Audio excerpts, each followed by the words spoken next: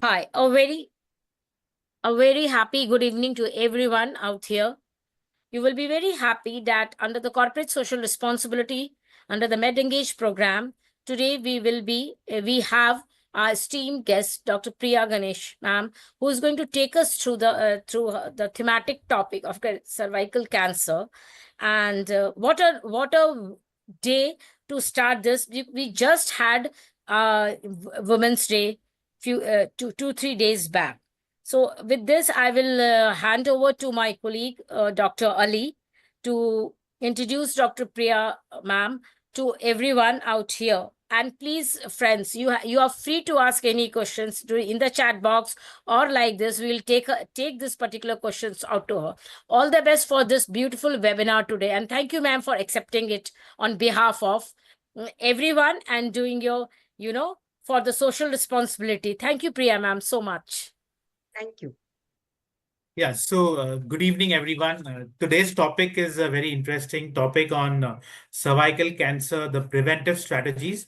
And we are going to be taken through this extensive topic by Dr. Priya ma'am, and she'll be taking the case-based approach. So the WHO has given a call of 90, 70, and 90. So the idea behind this slogan is prevention by vaccination, then early screening and detection, and trying to treat as many as possible these women who get detected during this course. And the idea to catch cervical cancer early and treat them early is very important because it's one of the cancers associated with HPV. It has a long life cycle, and we do have enough time actually to intervene and actually make a difference in the life of that woman, because this is the strategy which will help us reduce the mortality and the burden, which is quite a lot currently, which our country is facing. So there have been effective strategies, the advent of pap smear, whether it be the conventional liquid based introduction of HPV DNA testing through that, and now self-sampling devices have also come up. So it's actually a very interesting time as a pathologist for me as well, and it's my extreme pleasure to invite Dr. Priya Ganesh Kumar ma'am, who is a very senior gynec oncologist, a preventive oncologist, a colposcopist, a laparoscopic infertility specialist with undergraduate and postgraduate training from the prestigious Grant Medical College and Sir JJ Group of Hospitals, Mumbai, with over 30 years of experience going, she will take us through this very interesting topics with the latest advances in this. Along with that, she was the first to introduce colposcopy and preventive oncology in the very large district of Thane near Mumbai, and she's performed over 50,000 colposcopies and saved more than 3,000 women from cervical cancer. Not only that, she has a very academic bent of mind, and she has published more than 3 books related to colposcopy, and she's very active also in the field of practical gynecology. She is a member of prestigious groups like Foxy, and she was the chairperson of the Gynec Oncologic Committee of the prestigious Foxy from 2021 to 2024. Apart from that, she's the main medical director of the Sai Nivas Preventive Oncology Center, which is the state-of-the-art center with many centers across the country, and with main centers being in Mumbai and Delhi. With this brief introduction, I would warmly welcome Dr. Priya Ganesh Kumar ma'am to take over the stage and enlighten the audience who's been waiting on the website now of this. And to begin, we begin in the name of God, the most benevolent, most merciful. So I welcome you, ma'am, on behalf of everyone. Thank you very much, Dr. Metropolis and Dr. Shekhali. And indeed, my privilege. And first of all, before I begin, I would like to give the wishes to, as Shalini just said, it has been Women's Day. We all celebrated Women's Day. And what a better event, what a better day than talking about, talking about cervical cancer prevention, which women are really suffering from. And so that's a good theme which has been taken, and I congratulate Metropolis to take this theme. And further to that, let's start our deliberation by saying a beautiful sentence about women. I think women are foolish to pretend they're equal to men. They are far superior and always have been. Isn't it, dear friends? The statement from William Golding holds pretty good for all of us. As women, we go to doctors very late, only when there are certain conditions which arises to us. And that's the time when we really think, oh God, let me go to a doctor and find out what's the thing wrong. But there are certain things which we should know prior, that it's not only when you get certain problems that you go to a doctor. Cervical cancer is one of the cancers. If I annotate this as a cancer cervix, I have a huge face, which is precancerous condition, which is submerged and which is actually hidden. And you do something screening, you understand the case, and that's when you understand, oh my God, there was a huge precancerous conditions for me, which I didn't even realize. Because unfortunately, this precancerous condition, these precancerous lesions, they seldom have any symptoms. Signs, forget. But symptoms, no symptoms, apart from might be a white discharge. So then if we don't go, our ladies don't come to a doctor and we don't perform certain tests, as rightly said by Dr. Shaikh Ali now, when he said that there are self-sampling kits available, you can test your own self. That's where you're really going to understand. And this is where our main drama starts. Because the lady does have a precancerous lesion, she's suffering it silently. She has not understood that she has precancerous conditions. And later on, she comes to us, maybe she's already gone into a cancer state. So that's where cervical cancer has a main role, that it is a preventable cancer. But look at this, dear friends, 1 out of 4 globally will be an Indian who is suffering from cervical cancer. That's the very biggest apathy. And we have already, in India, we have already touched the moon. We are talking about nanotechnologies. But why is it that globally still we remain number one? Backing up is China. Sometimes we cross and then sometimes they cross us.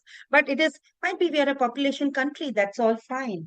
But we do not have that inclination towards preventive oncology, preventive science, and leave apart the word even oncology. So this is where today I'm going to take you all through the strategies for prevention of cervical cancer. Also, I'm going to talk to you about a little bit of, even if we detect uh, ourselves with cervical cancer, what is the way forward? Not cervical cancer, talking about cervical precancerous conditions. I don't want any of my ladies in India to go into a cancer, because why should a lady suffer from a cancer, cervical cancer, when it has got a beautiful 10 to 15 years, a long period of precancer, which can be treated very easily, very comfortably, and it's an OPD based technique. So this is where I'm going to take you all through this deliberation today. So now when you talk about the Globocon 2020 Indian statistics, these are all for both the sexes, you can see, which are the cancers which are there for both the sexes. And I'm going to talk to you about female cancers.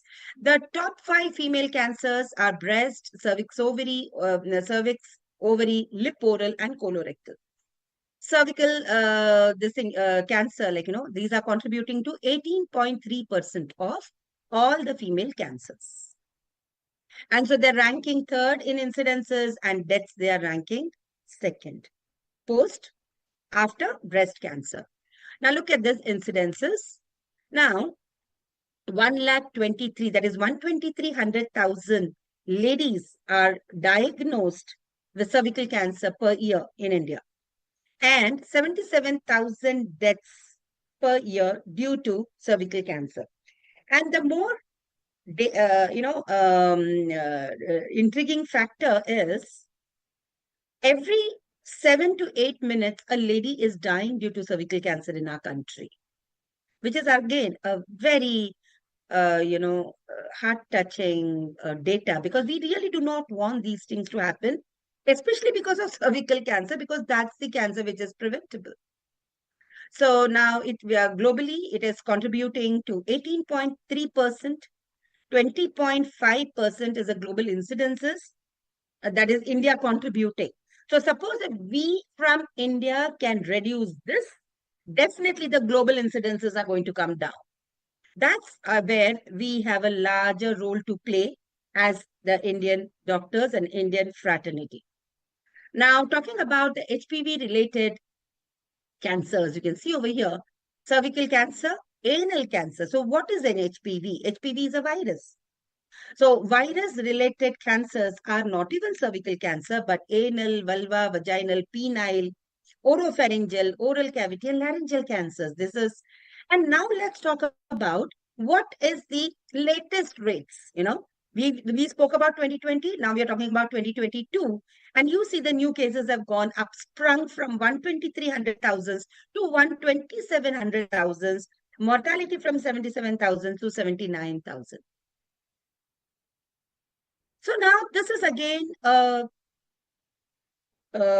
grave incidences where breast cancer is leading cancer in the country, followed by cervical. But breast, you can see the incidences, 25 per 1 lakh. This is 18 per 1 lakh. Look at the difference. And look at the difference in mortality. 13 per 1 lakh and 11 per 1 lakh. The difference is just 2 here. The difference in incidences is 7. When we talk about mortality or the deaths, we are closing to breast cancer. Why so? Now, breast cancer has got a genetic, predisposition.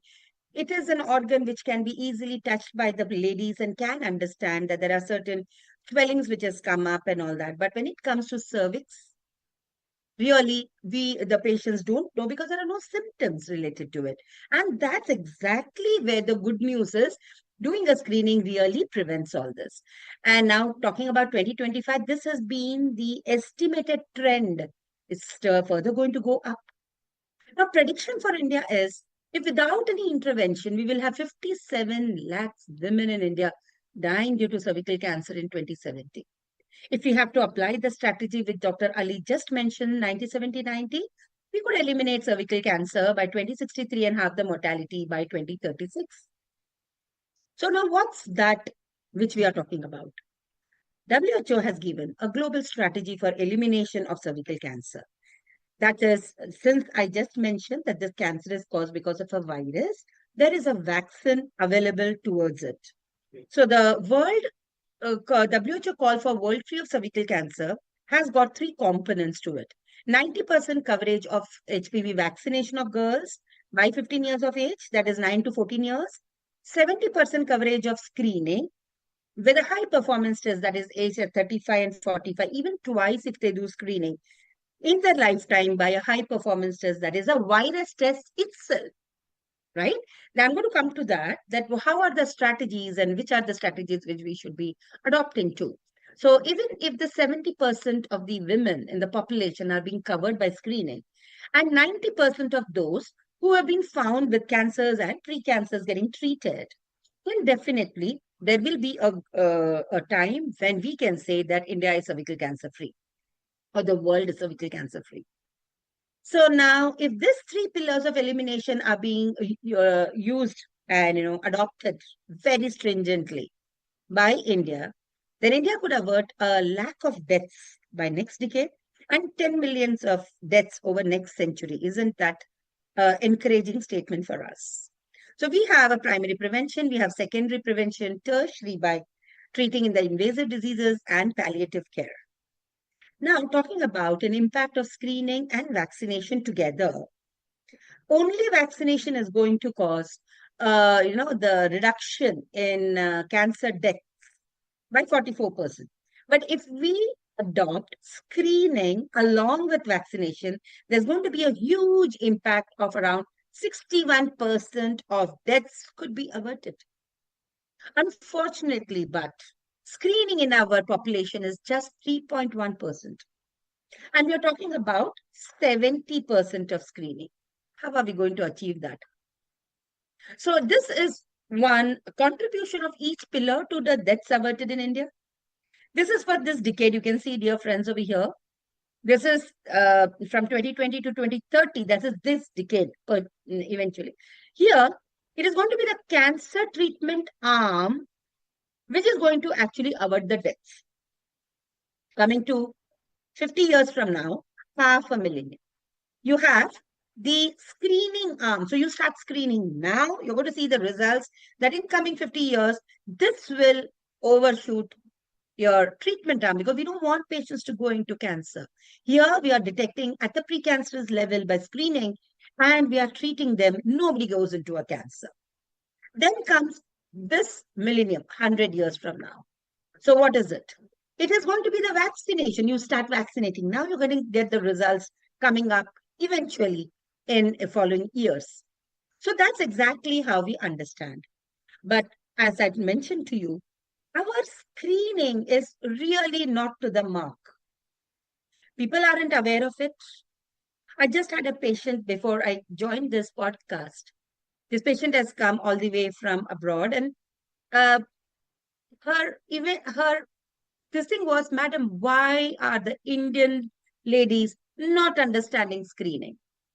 My friends don't do screening. I mean, it was such a very important, a powerful message which she just told me and she went away. And this is where we, all of us, and I congratulate Metropolis to keep such podcasts. And friends who all are listening to this podcast, dear friends, please avail of the screening opportunity. We do not do it because we have a lot of barriers for screening. Only the symptomatic women come to us. There is a lack of follow-up. First of all, there is a lack of understanding that that there is something called a screening. There is the importance of it. That is the lack of awareness, And also, we do have a psychosocial and a social barrier. Talking about a lot of barriers like, suppose if I come to know there is a precancer, what will happen to my family? I don't have any symptoms. Why should I go to the doctor? So these are all various barriers for screening. So, but what is the aim of screening? The aim of screening is to get to know your own cells, even if you are asymptomatic, to reduce the mortality and morbidity associated with cervical cancer. So screening is usually adopted for asymptomatic and healthy women. As you all do your BP testing, you all do, every one of us does our hemoglobin test, sonography.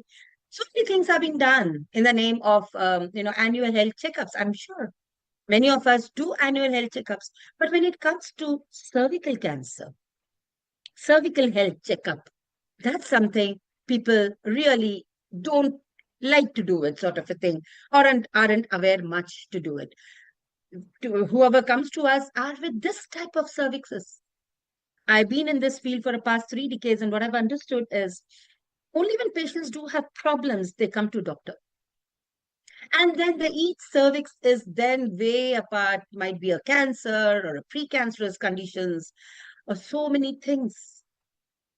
And then we have to perform a colposcopy on them, like which is being done over here. And then there will be an HPV test, PAP test, and then treatment and all that thing. It follows. But, dear friends, you do have a golden opportunity. You have a huge chance that you go when you're completely healthy. You don't have to get into all these circumstances, to meet your doctor. Get your health checkup done. Now, see, before a cancer, we do have a huge, good amount of 10 to 15 years. You just have to go to the doctor, get yourself screened with a PAP test and then an HPV test, and more better is HPV test. And you will then, if the doctor feels that yes, this is HPV positive, she's done a colposcopy, then we identify precancerous conditions which are otherwise asymptomatic. No symptoms. Patient doesn't even know that they're having these type of precancerous conditions. And then when we take a biopsy, we come to know, oh, she was into the precancerous conditions, isn't it? So now let's deep dive into what are the causes for cervical cancer. So the persistent of an HPV, human papilloma virus. Now HPV comes with various strains, low risk, high risk strains. We aren't much worried about the low risk because they then cause warts, genital warts. Virus is a very simple virus. It's a double standard circular DNA genome. Now, HPV is so common in our country that at least 50% of sexually active people will have genital HPV at some time in their lifetime. There are around 150 kinds of HPV identified till date. They're low risk, they're high risk.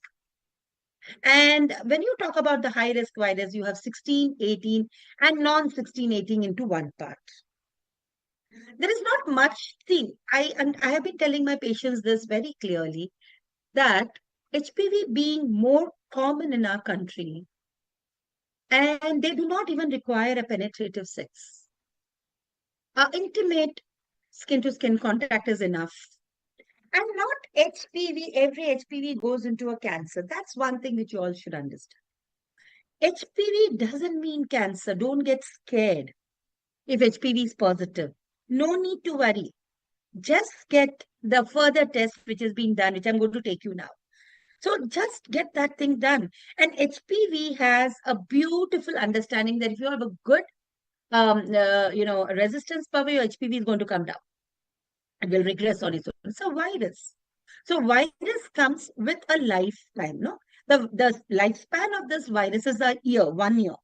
So it gets cleared. 70 to 90% gets cleared.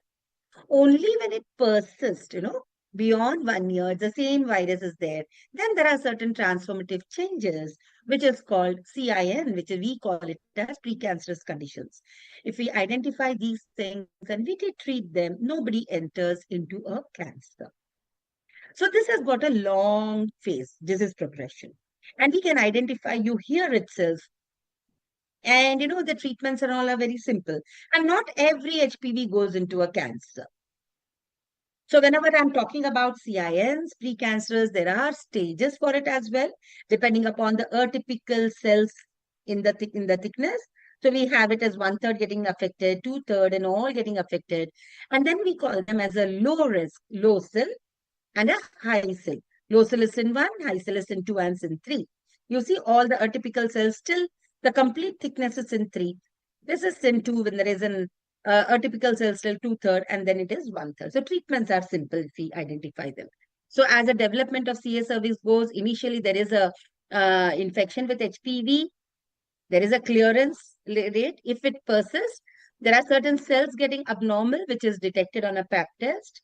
And then when there are these tissues getting, acetobite areas, lesions coming up on the tissues, which we identify by putting a colposcope.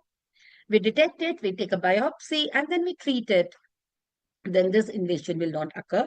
The cancers will not occur. Nowadays, we do have wonderful IHC tumor markers as well, like P16, INK4A, which increases the concordance for a pathologist.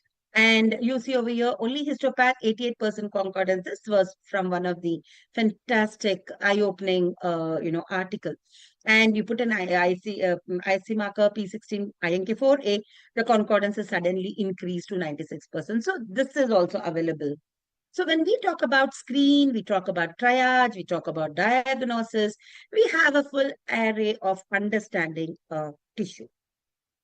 So so we can limit our patients to the green zone without them going into the red zone. And then HPV prevalence is so common, as I told you, but it is in the earlier age. And there is a good clearance. And that's why when we say that HPV test to be done after 30 years, is because in in the second decade of the life, let's say from 20 years to 30 years, a good immunity power, the HPV is going away, it's getting cleared. Only when it is staying back, that's where the cancer rates are also increasing. Now, in our country, this is from the Indian statistics, that even in a normal cytology, there will be a 5% of 16, 18 prevalence. Low grade, it has increased, and you can see till cervical cancer, the prevalence of HPV 16-18 is 83%. So HPV has been studied since last around from 1949, and it's strong on. But still, there is a confusion. Which screening modality should I adopt? So there is a paradigm shift which has occurred. The government is with VIA, putting acetic acid, understanding the lesions. There is a PAP test can be done where you understand that, like there is a liquid-based cytology or a conventional PAP. You understand the cell cytologies. Otherwise, you put an HPV test further, even before that, when you understand that is the cervix affected with the virus. So WHO has given us molecular testing, cytological testing. You can see for molecular, they have adopted high-risk HPV DNA, mRNA, methylation. Even these are under process of, tests. And this is under research. Cytology, conventional PAP test, LBC, even dual staining for the conventionals like P16, KI67. Visual inspections with VIA, VILI. Even nowadays, AI has come up, which is also making us understand the lesions well. VIA has certain limitations because we have to have standard quality QA and QC in place, and it is very subjective, cannot have a limitations for a menopausal age group. PAP again has got limitations where it's a subjective test, and sometimes by 33% there is false negative too. Now, whenever we are doing a PAP test, now PAP has to go sequential. Having one PAP test, you should not be happy. I mean, you should be telling to the patients the limitations for PAP. And also see to it that the patients come sequentially. They follow up. Every 3 years, they come with a PAP test, and the Bethesda system has to be adopted. Now, many a times, I have been asked these questions as a teacher and a trainer. It's our responsibility to make our subjects understand, our people understand this. What is NILM? It's a negative for intraepithelial lesions or malignancy. Now, many a times, ASCUS report comes up. That is atypical squamous cells of undetermined significance. That's the time when you put an HPV test. And if HPV is negative, then she can be kept for surveillance. She can become kept for follow-up. Now, as sketches where there's a high-grade lesion, LCIL is low-grade squamous intraepithelial lesion. HSIL is high-grade squamous intraepithelial lesion. Now, whenever there is an AS sketch, we have to be very, very careful because AS sketch and HSIL are taken up as one, cadre, one group. Coming up with ASCUS and LCIL. Now, LCIL and above definitely goes for a colposcopy, but if the patient comes with ASCH, remember, dear friends, high grade could not be excluded. So there is a possibility of high grade. So biopsy and all should be really taken up and taken up with a care. And then you have a glandular, then it says SCC, that is squamous cell carcinoma. Talking about glandular cell abnormalities, AGC. If the AGC comes, be very, very careful. Look into her endocervical part. Look into the endometrial part. There is certain atypical glandular cells. That's the understanding. What is AGCFN? That is favors neoplasm. AIS, endocervical adenocarcinoma in situ. Whenever there is endometrial cells in the women above 40 years of age, be more careful to analyze her endometrium, do a sonography, do a pipple biopsy, adenocarcinomas and others. But now, normally, our main apathy and a concern is every now and then PAP is inflammatory. What to do with that? Hence, the molecular test has a better role to play because we come to know there is no confusion, no subjective variability, and we come to know clearly whether it is positive or negative because HPV has a very high negative predictive value. And there has been a study that a single round of HPV testing could significantly reduce the numbers of advanced cervical cancers and deaths from cervical cancer. Having an HPV, this is another study which is from Tamil Nadu, which has been saying that, HPV, a single round of HPV is cost effective for HPV screening. This was modeled in the state of Tamil Nadu for a population of 28.5 lakhs with a cohort of 30 to 34 years. And what did they find? That, one-time HPV screening in Tamil Nadu could avert 2,363 deaths, so many DALIs, 32,723, and about 118 crore of dollars could be saved because the treatment has been saved from the cancer. They could find the pre-cancer treatments are very simple. And nobody goes into a cancer, otherwise the cancer treatments are very costly. So many cases could be averted as well. So now this is our understanding has become clear that the primary prevention by vaccination, secondary prevention by screening and treatment, and then tertiary, suppose a patient still goes into a cancer, then treating her with adjuvants and with, treating the properly and then palliative care and all that. Singer Monahan said that the gold standard of understanding the precancerous condition is by doing a colposcopy and a directed biopsy. And I always, as a colposcopist, like I've been doing a lot of colposcopy. We have a preventive oncology, chain of preventive oncology centers pan India. For us, colposcopy is a puja, and as the third eye of Lord Shiva, similarly for a gynecologist, colposcopy is, I will note it as third eye. It is the stethoscope for a gynecology. You see, you cannot do without a colposcope in your OPD. Because that's exactly how you understand the cervix. Otherwise, you just see it naked eye, your understanding is not much. Hans Enselman is a pioneer who actually brought the father of colposcopy. Now, what are the indications for colposcopy? Let's dwell to that. Now, what is a colposcopy? Colposcope is a OPD-based procedure.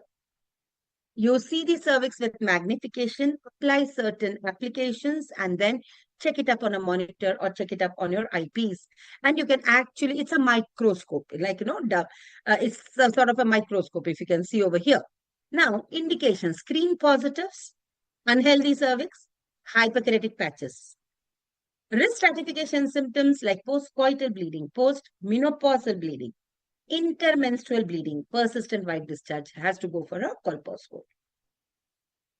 Now, whenever we are doing a colposcope, for my friends who are doing colposcope and who intend to do, your instruments have to be really thorough. Like sheathted, cusco speculum, different types of cuscos. Then you have a tissue biopsy forceps should be good. You can't use any biopsy forceps because it will just smash the tissue. Endocervical speculum. Then this is my own patent. So see, most of the instruments which you see here are my own spec designed ones. And this is my own patency where this is for holding the tissue or traumatic cervical tissue. Then endocervical curette and vaginal. This is again one of my favorite instruments, vaginal speculum. And this is how you should be having all the instruments in place. Now, for that, I just told you it had even come up in the yearbook of doctors who had made their own instruments. Then colposcopy steps are very easy. Once you take the consent, you will just clean it with normal saline. Try to look into any of the polyps or any both keratic. You will be putting then green filter to find out different types of blood vessel patterns. These are normal patterns. Then healing patterns. Parallel. Then these are abnormal patterns on colposcopy on a green filter. So this is how you understand. Then you put an acetic acid. If there is a high protein, then it's going to get coagulated on an acetic acid. And when there is a passage of light, it is going to look aceto-white. And that's exactly how when you make a 5% acetic acid, it has to be 0.5 ml glacial acetic acid to 9.5 ml of distilled water, making it 10 ml. Otherwise, it goes 1 to 19 and 5 to 95 for 5% acetic acid. Then you will look into various, you put an acetic acid, you will look into new SCJ, look into metaplasia, columnar epithelium covered with metaplasia, satellite lesions, congenital teasers, hyperkeratic patches, and all that. So these are all metaplasia. Now, what is a metaplasia? It's a physiological phenomenon where a single layered columnar epithelium is going into multiple layered squamous epithelium. And that looks thin, shiny, aceto-white, with feathery, without any set geographical pattern. So in this way, we understand. But what is a pathological VIA? They are LCIL, HCIL, invasive CA, condylomatous lesions similar to this. And then we put Lugol's, and then we find Lugol's principle is the stratified squamous epithelium has got glycogen, which turns brown on putting a Lugol's like this. And further to that, if there is any lesions, then it's going to have an altered color like these. So this is exactly how we understand the lesions. This is a leopard skin patches like trichomoniosis. This is Nebotian. These are satellite lesions caused because of low risk HPV. So once we understand this, so this is exactly how colposcope scopy is done. Cleaning with a normal saline, I can just take it further. We are then putting acetic acid. And so here first is normal saline, green filter. Then we put up an acetic acid.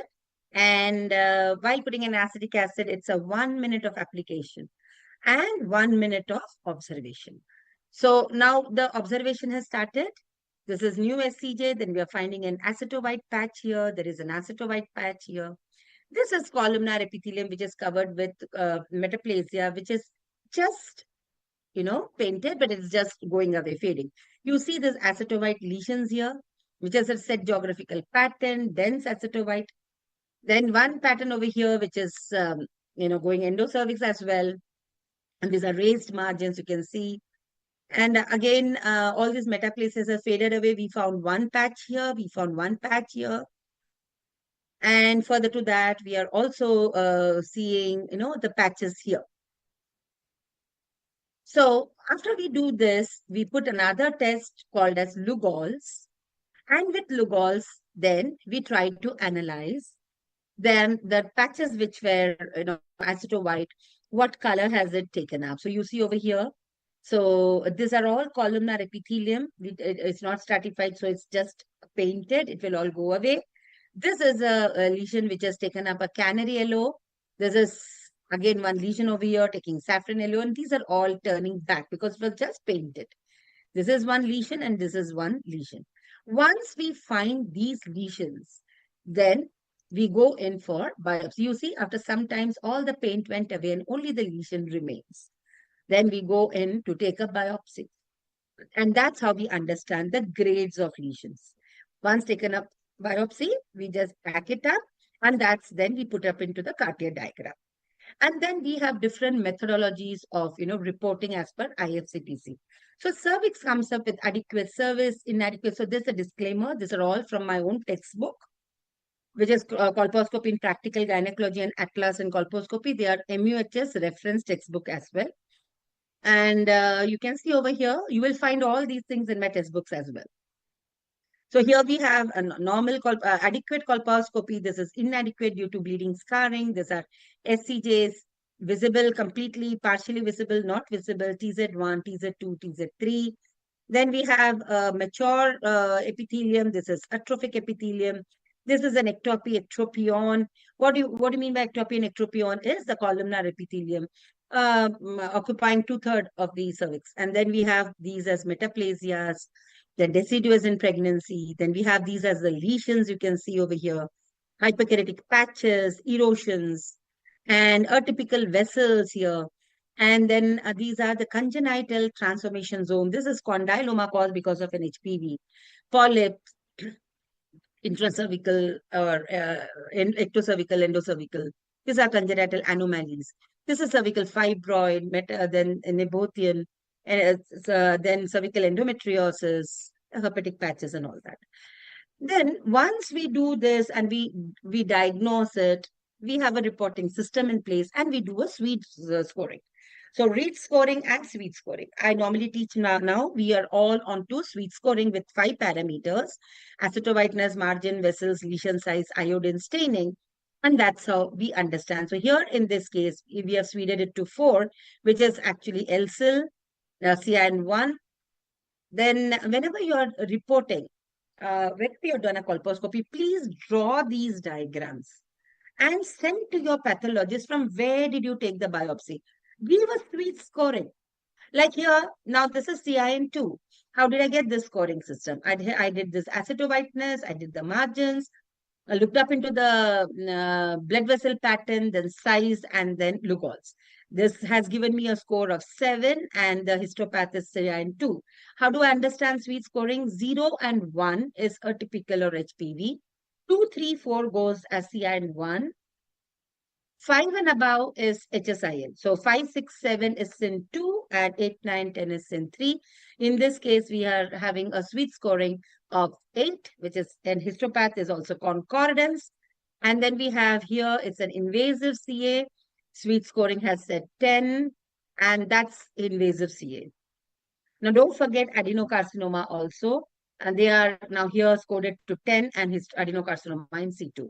We did one fantastic study of analysis between the scoring system, and we found that reads, especially exclusively reads, see, I am a colposcopist since 3 decades. For me, understanding colposcope is easy, but Swede is easy to, learn, low learning curve. And our study really showed us, it's very, very effective as a treatment modality if you want to do screen entry. Now, there are these AIs also coming up, for promising AIs are also there on the tools. Now, case management, whenever you find a case, well, this thing CINs, you don't have to rush to do a hysterectomy. So the case managements are, how do you beneficially, do precancerous management so that they don't go into a cancer. We have ablative therapies, we have excisional therapies. Now, ablation therapies with, this is called as thermal ablation. Now, this actually heats the tissue till more than 110 degrees centigrade. The intracellular water gets desiccated. And now you can see over here, this is one 20 seconds fantastic treatment modality. You can do it for cases like a low sill or even the high sill if your whole SCJ is completely visible. And moreover, if chronic cervicitis also can go with this type of treatments. So here we do have a machine, a tool, which has got a heated rod. I mean, it gets heated. Now see, this flickering lights are preparing. This is getting prepped. The instrument is getting prepared for more than 100 degrees centigrade, where the intracellular water gets dried up. And that's exactly how.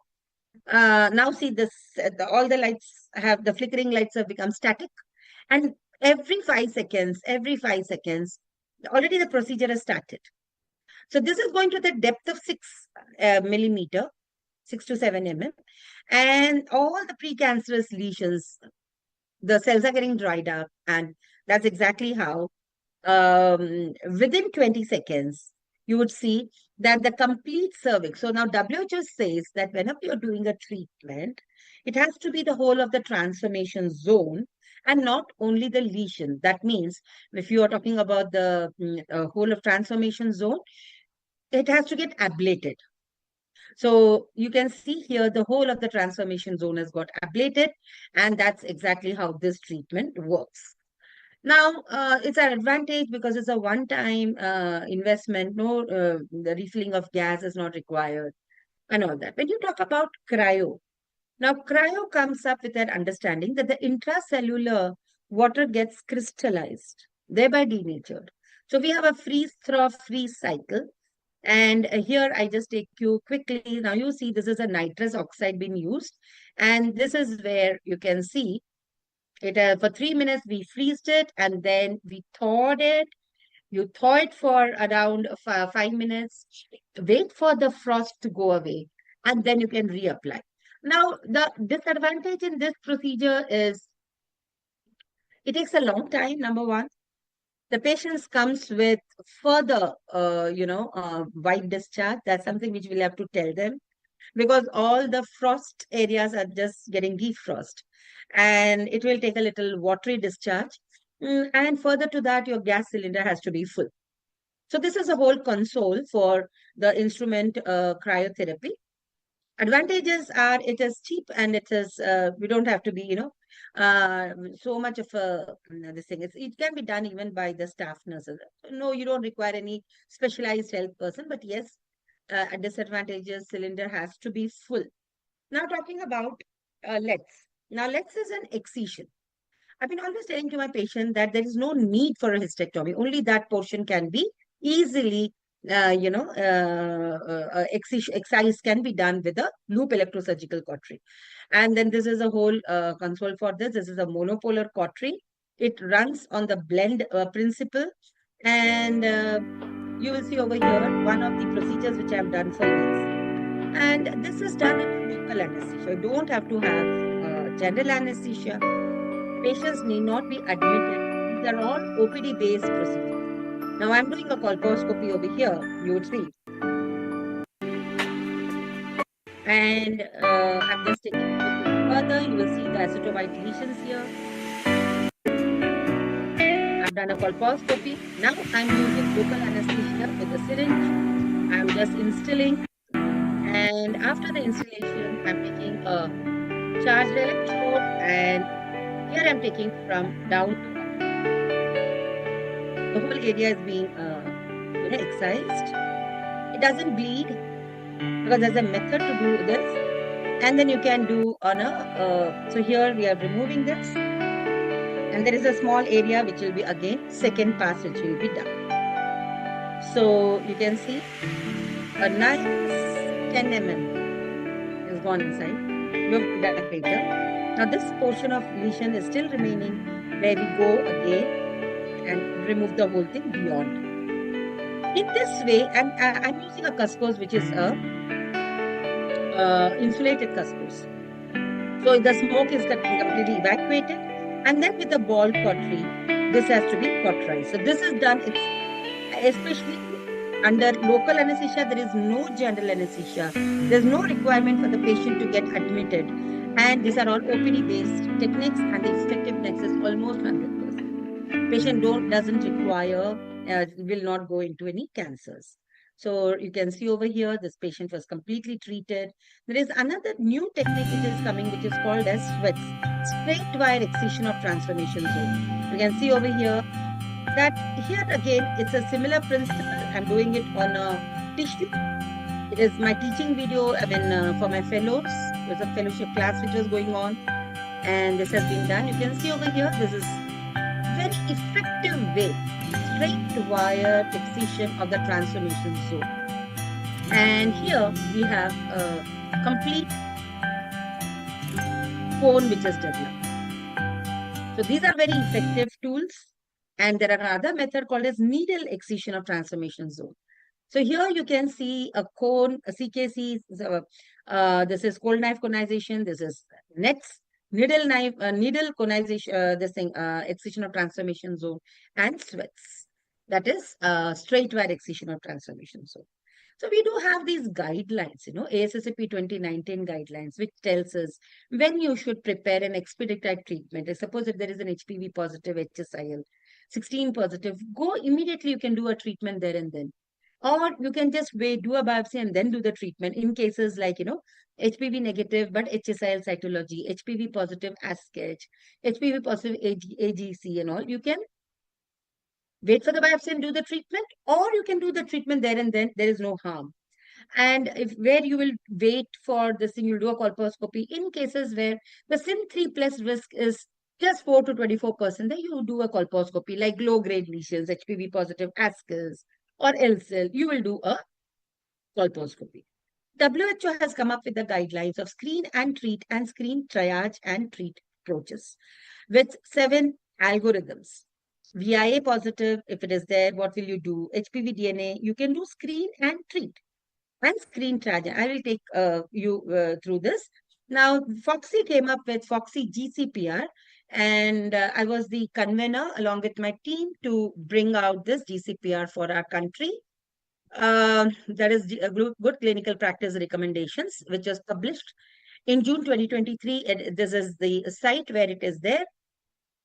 Along with an expert, we brought out this, and then there is a Foxy screening recommendation. When do you start it? At 25 years. But you can start it at 30 years. When do you end it? 65 years with 3 consecutive negative cytology or 2 consecutive negative HPV tests. And test with screening intervals can be HRHPV 5 to 10 years. And if it is a pack, then you can have 3 yearly. What happens? How do you do a screening after hysterectomy? It's actually not recommended, but when hysterectomy was done for cancer, pre-cancer, screening can be continued till 20 years. And immunocompromised, like HIV patients, should start screening at 25 years itself. And the duration between 2 screenings should not go beyond 3 years. So this is for the good resource setting. This is for the low resource setting. And then we have a protocol of screen and treat approach. If you have a VI, if it is positive, look for the suitability of ablation or excision. You can do it there and then at the same sitting. Now, the understanding is if you're adopting the HPV WHO validated test, then if the HPV DNA is positive, even if there is no lesion, you can treat the transformation zone. That is one understanding in the single visit approach, SVA. Usually, most of us are with cytology. So primary cytology, if it is ascus, you immediately triage with HPV. If it is positive, go for a colposcopy. Else and above, go for a colposcopy. Otherwise, if we are with HPV, like in our all the centers, 68 centers pan India, we have an SOP that every patient should, any walking lady should get her HPV test done. That's the protocol.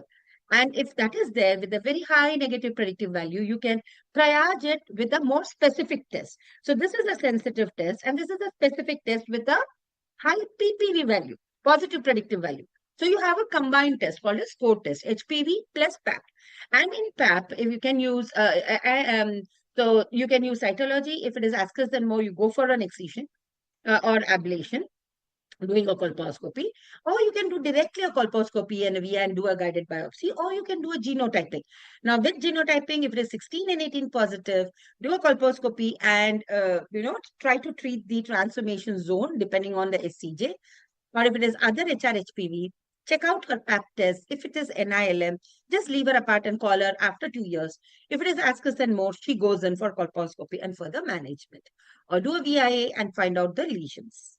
Now, vaccination is also a very important thing in the GCPR.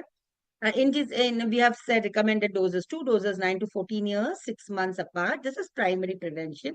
3 doses from 15 to 26 years, and 3 doses till the age of 45. So in this age, definitely screening is more recommended. Now I come with little 7 case discussions where you'll understand the practical implications of how you use these protocols. Like if I said that WHO came up with 7 algorithms, I've brought 7 cases for you all. See and treat a VIA. If it is positive, how do you go ahead? Now look at this case. This is VIA positive. And here the lesion is large. So we have done an excision for her. LEX has been done. It has the histopath has shown CIN1, doesn't matter. And then we follow her up after 6 months and you see the lesion completely gone. Take up another case. There's a 42-year-old with a history of menorrhagia. Intramural fibroids are there. She's married since 1 year. She's anxious for her child. And her cervix is unhealthy. And I said that colposcopy is an indication for an unhealthy cervix. We did a co-test, combined test, where LBC was NILM and HPV is negative. We have done it with hybrid capture, and less than 1 is 0.01, it is negative.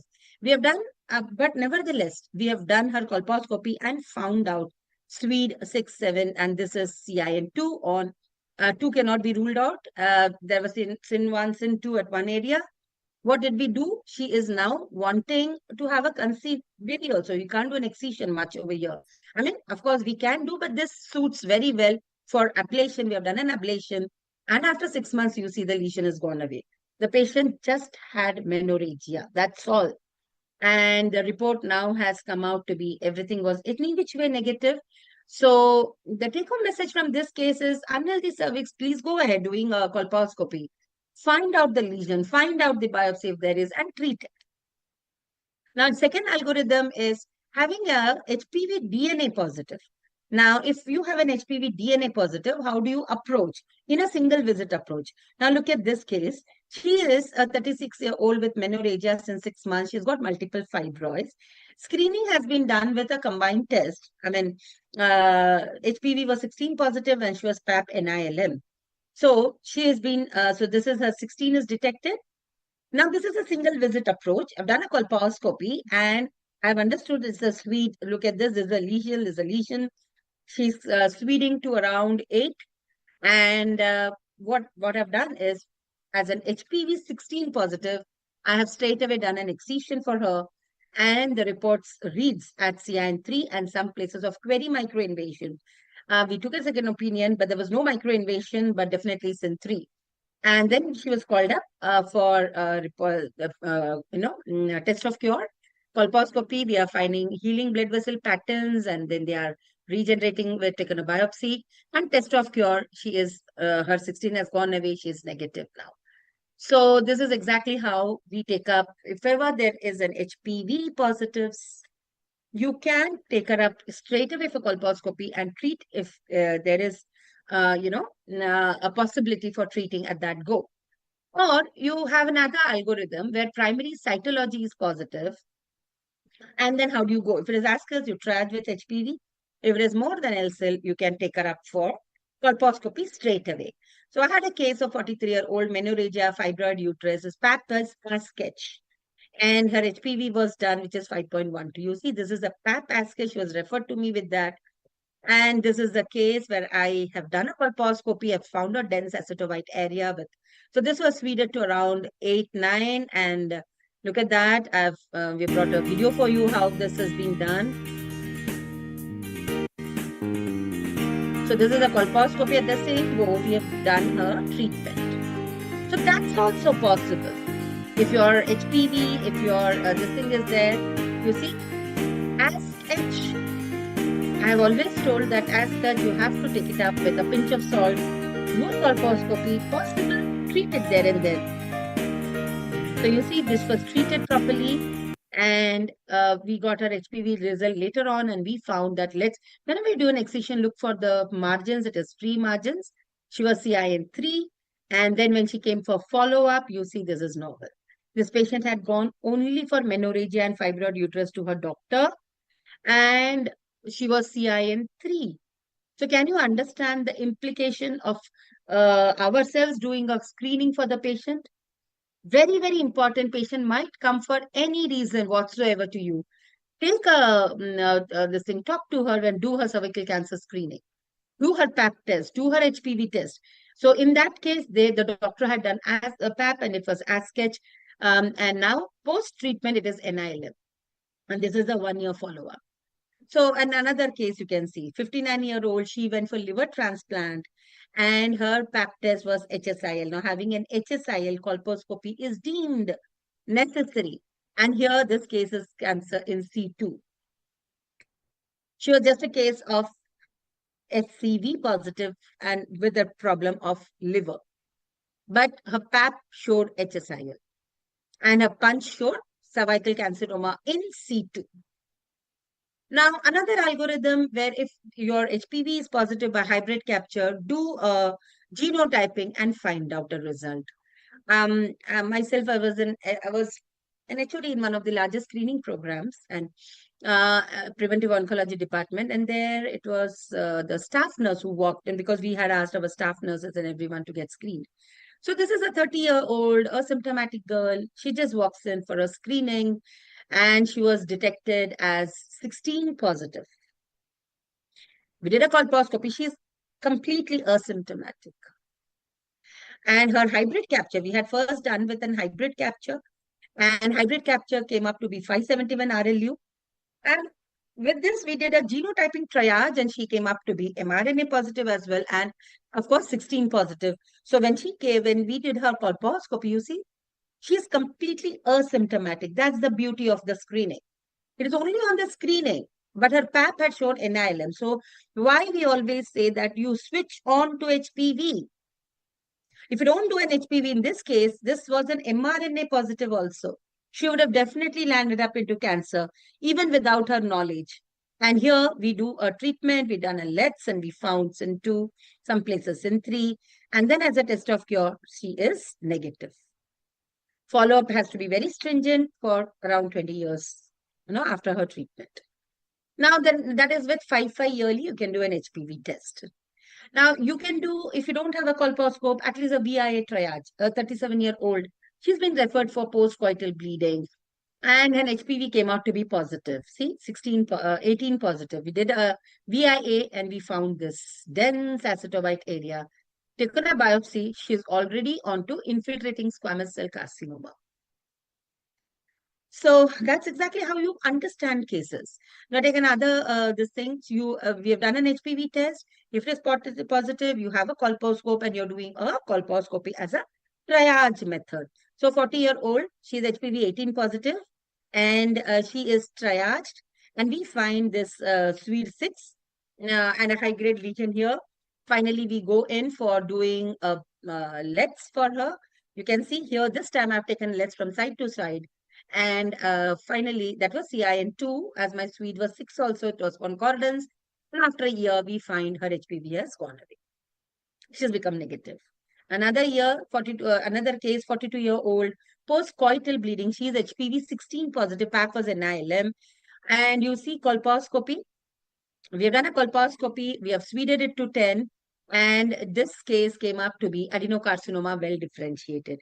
Very, very important that HPV, as I told you, dear friends, PAP has limitations. PAP, unless you really do it from a reputed lab like Metropolis and all, but then PAP has limitations with the subjective limitations as well. So better to switch to HPV. Now you have an HPV DNA and then you do a cytology triage, you can do it. Look at this case, 32-year-old, repeated post-coital bleeding. She's HPV 16 positive in cytology as sketch. She is 16 positive. This is from the COBAS test, and as sketch is her result. And look at a PAP test and look at this colposcopy. Now, this is definitely speeding to 9 and 10. And when we do her histopath, it's come up to be squamous cell carcinoma well differentiated. So then, of course, her CT-MRI and other blah, blah things started. So this again is a case where she was completely normal. So dear friends, I end my deliberation here. All the thing, whichever I have brought my cases, all the thing is all from my own textbook. These are MUHS reference textbook. I mean, used by PG students, UG students to do their thesis works and all as well. So today, on this day, post our Women's Day, we are all talking about prevent the preventable. And this science, it would not have been possible if these scientists put their hard work into it. Like George Papanicolaou bringing up pap smear, Hans Enselman talking about the colposcopy and bringing the colposcopy, art of colposcopy to the nation, to the world. Harald Hussain talking about HPV as a persistent HPV causing the cause for cancer. Ian Fraser utilizing the postulate into a practical thing like bringing HPV vaccines. So, dear friends, we are not on to dead end. We do have an alternative ending. We have been doing a lot of training programs. Now we have fellowship programs. I mean, definitely there is a need today that our young students, our colleagues, we have been training as a WHO trainer and as a Foxy trainer, been training relentlessly doctors from globe, doing fellowships and doing so many things. This is a need of the hour that we get trained in this art. We understand how to take up our patients, and we put as a master trainer, even government. So I am a master trainer in MP government, Jammu Kashmir and all that. So this is exactly how I understand that our youngsters, our colleagues and everyone should get training, should understand these things. As from Srinivas Healthcare, we offer various courses, advanced hybrid courses, fellowship courses, online courses. So many courses are run every month. We have trained more than 1,000, not even 1,000 now, it's gone to even 2,000. We have lost our count also, trainings which we do. So we have to focus our energy in building up new systems. We just can't say that old system, hey, we are not fighting against it. We are going step by step so that we ultimately reach our goal of, making cervical cancer free world. So leaders don't force people to follow. They invite them on a journey. Dear friends, today I'm inviting you all for a journey of self, screening. Do that. If you can't go to a doctor, you feel very ashamed about it. Please take a self-sampling kit. Take a vaccine. Do your screening. Encourage your patients to do the screening, take up vaccination, and you yourself can go in for screening, should go in rather. Take vaccination, prevent it. Even if you come screen positives, don't worry at all because the science has gone to the minutest part. Today, something which we have understood very well is cervical cancer. We can curtail it at the precancerous conditions so that we don't have to, sort of go into a cancer. And valuables we carry may impress others, but the values we hold will inspire others. I leave you all with a thought that today and tomorrow, please get your own self screened. That should be something. And please have a continuous screening. Don't get scared. Take up vaccination. It's very safe. And let's every one of us pledge towards cervical cancer free world. Thank you very much for patient hearing. This is my number and mail ID. Let us all unite for cervical cancer Mukta Bharat. Thank you very much. What a beautiful way of ending it. I think all of you who are present here, let's take an oath. I think this is the first webinar where any of the QOL is asking us to take an oath. Ali and Dr. Priya, you have really made, this very emotional part of it. So let's take oath, everyone. Fight against cervical cancer in future too. And I think under corporate social responsibility, we can definitely do. Over to you, Ali, sir. Yeah, so what a beautiful lecture, ma'am. I was glued to it and Yeah. really interesting. So thank you so much for that. Thank you so much for the enlightenment, and thank you so much for driving home the point of early detection and ending it with a lot of very happy to see a lot of training being conducted by you and your institute in training the future generation. So kudos and hats off, ma'am, for that, because that will ultimately play a very important part in Correct. taking the technology ahead and taking it far and wide. So that was really heartening to know that. And Metropolis also holds a similar thing in training people. So that was good to know, ma'am, and that was very nice to hear about. One brief question is that, ma'am, in practice, when we also get in settings where we do get women who are wanting to get screened, so we do get some repeated pap smears along with HPV testing. So sometimes it remains persistent, that we do understand, and the cytological changes also persist. But in certain scenarios where the HPV genotype changes, like for example, today it was HPV-16 detected with a low-grade squamous intraepithelial lesion, and maybe 6 months down the line, the changes are still there, the cytologic changes, but now it changes to a HPV-59. Then how do you actually deal with these kind of scenarios, ma'am? Yeah. So that's the reason when we categorize HPV, we categorize as the most probable 1618 and then non-1618, right? And PAP gives us the understanding on the cellular component part of it. Now, when we talk about an HPV, we understand that if it is 16 and 18, you go straight away to colposcopy. And if it is whatever, now this portion is other non-1618, non-1618, that is another 12 genotypes. Right. Now, having these 12 genotypes, let it be 52, let it be 69, let it be 33, let it be 45. What am I going to do as a colposcopist? I am going to triage it Okay. with a pap test. And having ascus and above, I go in for a colposcopy. Now, the understanding, Dr. Shakil, over here is one very important thing.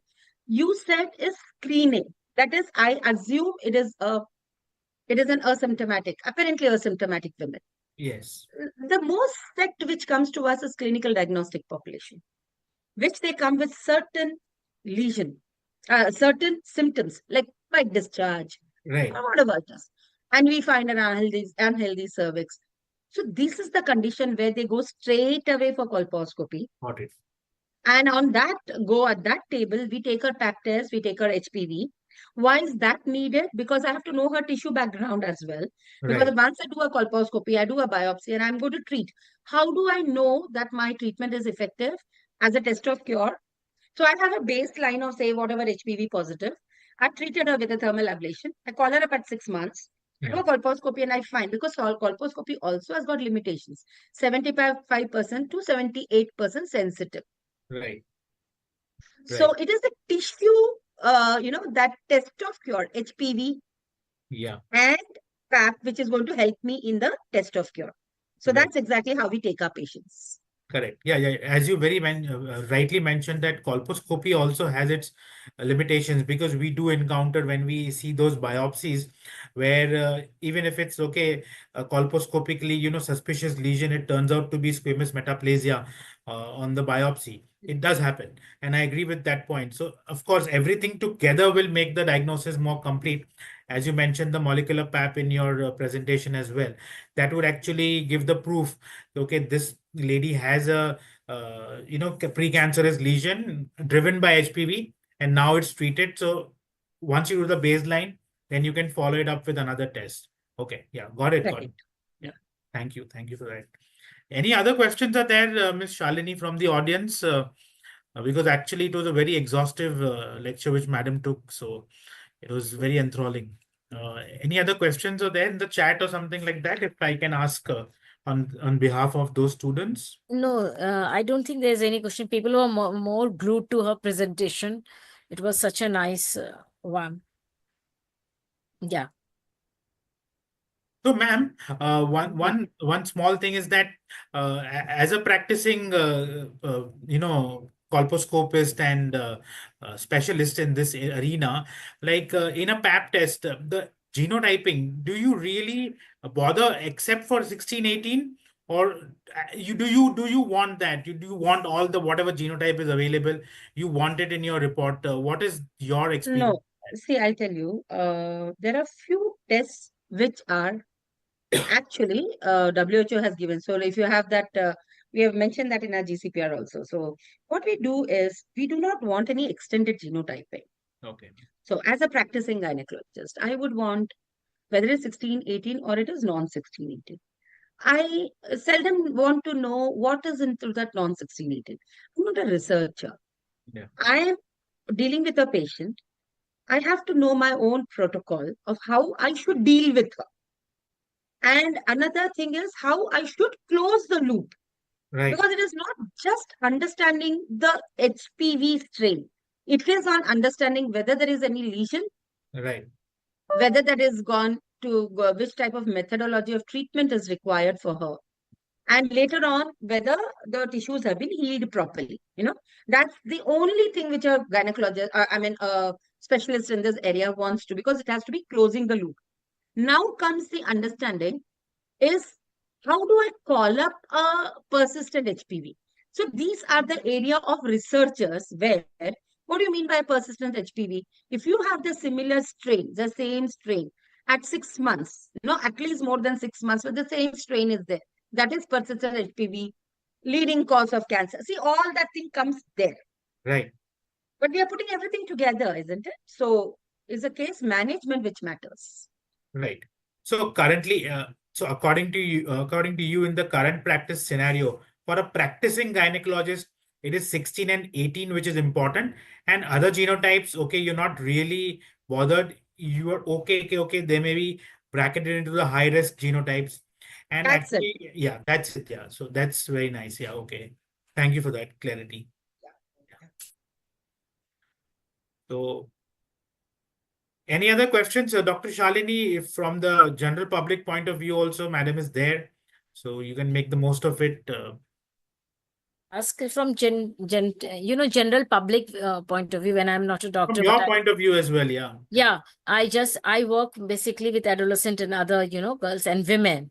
So they don't get to know. So if I get some symptom, where is the first, health post kind of thing? I stay maybe in a village setting somewhere, and I feel that those things are happening, but I'm not able to talk. So where should I go first, from the health point of You view, should be health post point of view? now. There are two things, Shalini. Yes. As having a symptom, you will definitely go to a doctor. Hmm. A general practitioner also can easily take a screening, Hmm. right? Yeah. Normally, not many people run to a specialist.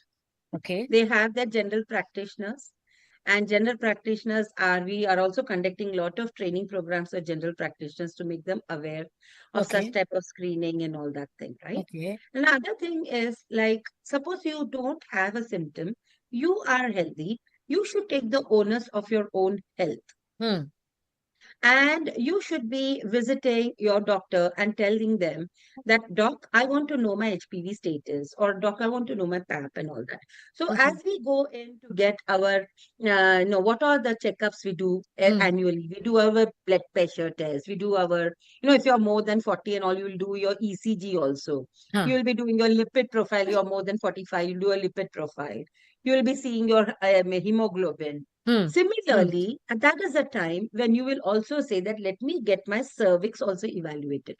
Okay. So you should be getting your PAP test done or an HPV test done. Hmm. I would rather put one step ahead.